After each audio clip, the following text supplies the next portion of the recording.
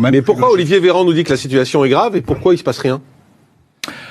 Ah ben ça, je ne sais pas, il faut demander au ministre de la Santé. Docteur Simeka. On constate toujours que plus le niveau de désaccord est élevé, plus il s'agit de gens qui ne sont pas sur le terrain. Les épidémiologistes, les grands mathématiciens de la santé qui font des projections, qui nous avaient parlé de 9000 personnes en réa, de 200 000 morts, etc., en général, ne sont pas d'accord entre eux. Dès qu'on descend un petit peu, nous, en ville, on dit tous la même chose, on voit de moins en moins de patients.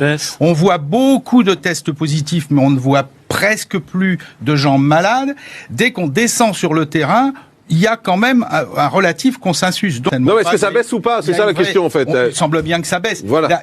On meurt avec le Covid ou du Covid. Et pour l'instant, depuis le temps qu'on réclame ce discernement entre les deux, on l'a pas. Ensuite, on nous parle de cas positifs alors qu'il s'agit de tests positifs. Exactement.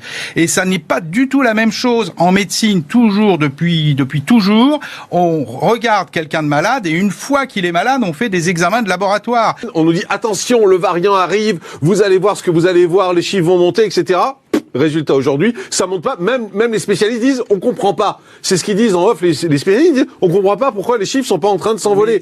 On ne comprend rien. C'est pour ça que moi, je m'inscris toujours en faux contre les grands mathématiciens de la santé, parce qu'ils sont à côté de la plaque, parce qu'ils n'ont pas intégré l'idée que le vivant, c'est archi complexe, qu'il y a des milliers de facteurs qui interagissent et que les choses sont imprévisibles. Et sans arrêt, eux, ils font des courbes et ils les continuent, ils les croisent. Les choses sont et ils se trompent, ils passent leur temps à se tromper et leur temps à prédire.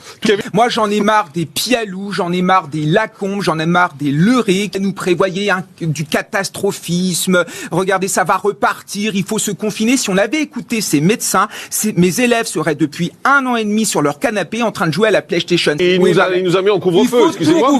Si vous avez le sentiment de vivre à partir de 18h, moi non. Regardez, cinéma. Vous avez le sentiment qu'on vit avec ce virus aujourd'hui ? Mais bien non. sûr qu'on vit. Non, on vit avec un couvre-feu à 18h. On va pas dans les musées, on va pas dans les cinémas. Vous appelez ça une vie normale avec le virus ?